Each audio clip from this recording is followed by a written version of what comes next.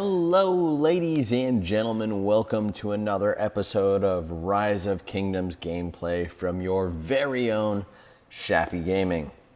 So I've had a lot of you reaching out to me saying, Shappy, clear your fog. Shappy, clear your fog. Shappy, why haven't you cleared your fog? And so, you've bothered me enough, and this is the last fog tile I have. But what we're going to get into today is, does it actually make sense to clear the fog? Is it worth it? And realistically, what is the best way to clear your fog? And so, let's begin. When you enter the Lost Kingdom in Season of Conquest, you do need to clear fog. And the reason you want to be clearing fog in Season of Conquest is that you have these bastions that you want to find. And if you look, as we tap in here, you can see the different bastions have different locations. So if you've watched previous videos, which if you haven't, you should check out, link on the top right. If you've watched previous videos, then you will notice that I've spoken about bastions a whole bunch. But you want to be clearing the fog next to bastions so that you can send and build flags to those bastions. Once you touch the bastions, you can unlock the skills, etc., covered in a previous video. But that is just one reason why you want to clear the fog. You also want to clear the fog so that if you have an alliance structure or an alliance flag in the fog, you can actually send troops to it, which seems kind of silly, but when you're starting out in the Season of Conquest Heroic Anthem KVK, it's actually really important, because you want to be sure that you're building your flags and you're building your structures and you're building your forts as fast as you possibly can. Well, if you can't see them and you can't send troops to them, that's kind of a problem. The other reason why you want to clear fog, and arguably the most important, when you are in battle, you need to have flexibility in terms of where you can dispatch your troops to. And the worst thing that could possibly happen is that an enemy drops a fort or a flag in an area where you do not have fog cleared, and thus you can't attack them or stop them. And that is one of the biggest reasons why you need to clear your fog in Heroic Anthem KVK. So let's talk about how you should be clearing your fog. So the way I like to clear fog is I like to send scouts around my initial area. So as I said, I can find all of the alliance structures and bastions in my area that my alliances are touching. I think that's probably step one as soon as you enter in KVK. Step two, scout out the different areas that you're going to be touching first. So zone 5, you want to be scouting that within the first few days. Well, Shappy, how many days do I realistically have to clear the fog? So, if we go into here in Twilight, we can see that we have 27 days remaining in KVK. And our fog event is starting in about, probably ends in about 3 days.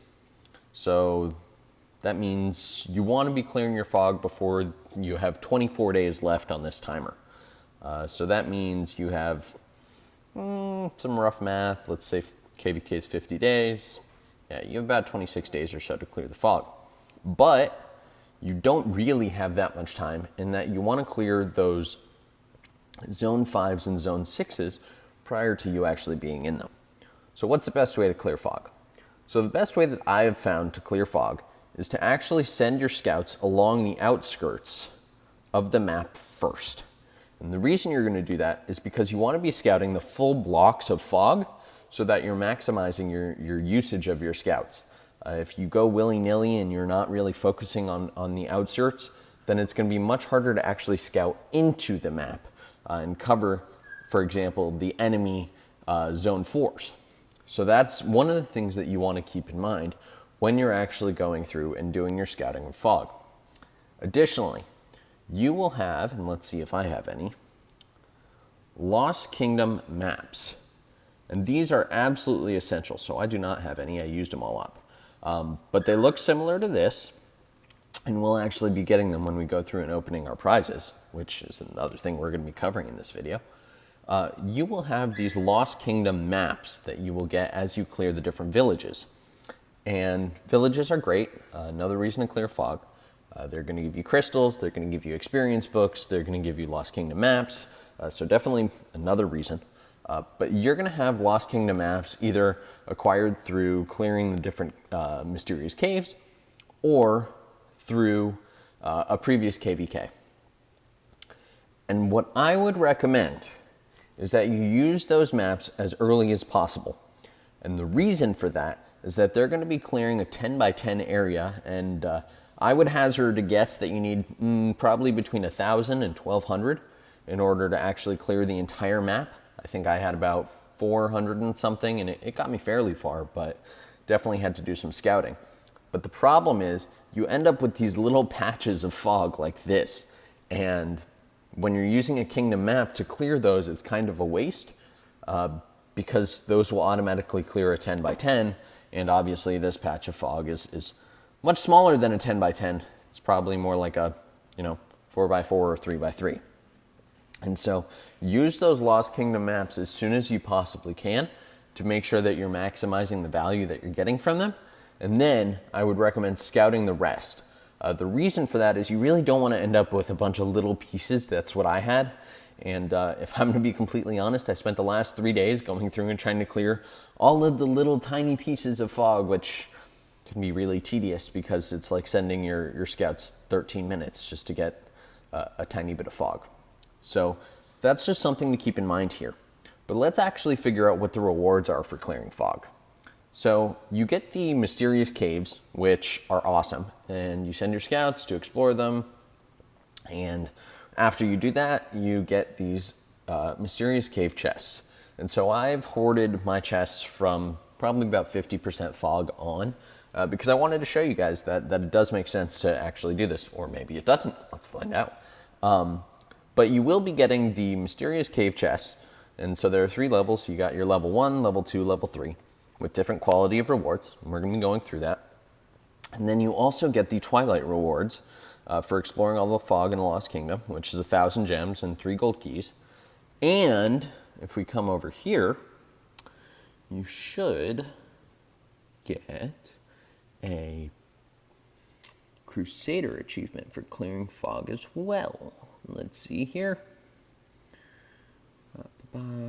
Excuse me.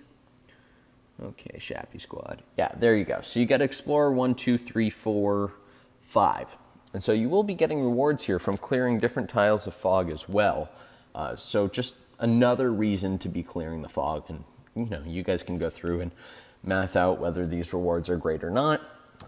But you want them early on because you want to be getting your commanders far along, and everyone knows you're going to need resources in KVK unless you're doing a farmer's KVK, which, each to their own.